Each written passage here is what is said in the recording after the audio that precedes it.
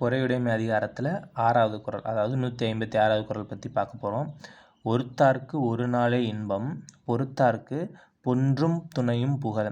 அப்படி இதில் ஒருத்தார் அப்படின்னா தண்டித்தவர் அப்படின்றது பொருள். பொன்றும் துணையும் அப்படின்னா உலகம் உள்ளவரை. ஸோ இதோட பொருள் பார்த்துடலாம்.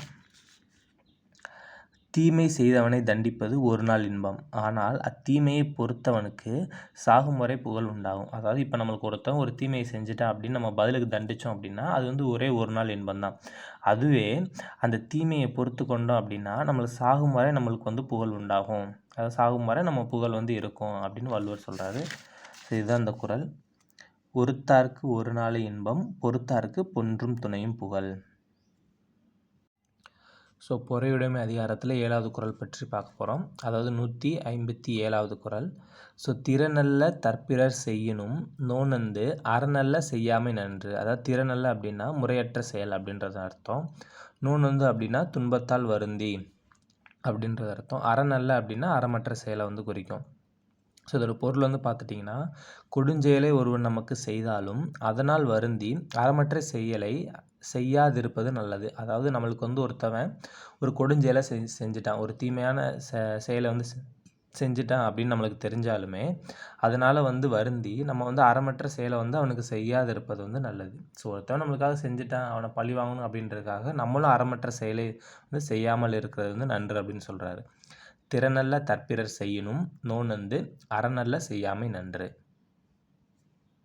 ஸோ பொறையுடைமை அதிகாரத்தில் 8வது குறள் பற்றி பார்க்க போகிறோம். 158வது குறள். மிகுதியான் மிக்கவை செய்தாரை தாம் தம் தகுதியான் வென்றுவிடல். ஸோ இதில் மிகுதியான் அப்படின்னா மனச்செருக்கால் அப்படின்ற பொருளை குறிக்கும். மிக்கவை அப்படின்னா தீங்குகள் அப்படின்றத பொருளை குறிக்கும். இதே தகுதியான் அப்படின்னா அதோட பொருள் பொறுமையால் நடுவு நிலைமை அப்படின்ற பொருளை குறிக்கும். ஸோ இந்த குறளோட பொருள் பார்த்துட்டிங்கன்னா, செருக்கால் தீயன செய்தவர்களையும் தங்கள் பொறுமையில் வென்றுவிட வேண்டும். அதாவது ஒருத்தவன் நம்மகிட்ட இருக்க செருக்கின் மூலமாக ஒரு தீய செயல் நமக்கு செய்கிறான் அப்படின்னா நம்ம பழி வாங்காமல் பதிலுக்கு நம்மளோட பொறுமையாலே அவனை வென்றுவிட வேண்டும் அப்படின்னு வள்ளுவர் சொல்கிறார். ஸோ இதுதான் இந்த குறளோட பொருள்.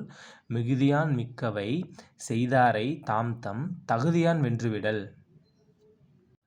ஸோ பொறையுடைமை அதிகாரத்தில் 9வது குறள் பார்க்க போகிறோம். 159வது குறள். ஸோ துறந்தாரின் தூய்மை உடையர் இறந்தார்வாய் இன்னாச்சொல் நோர்க்கிற்பவர்.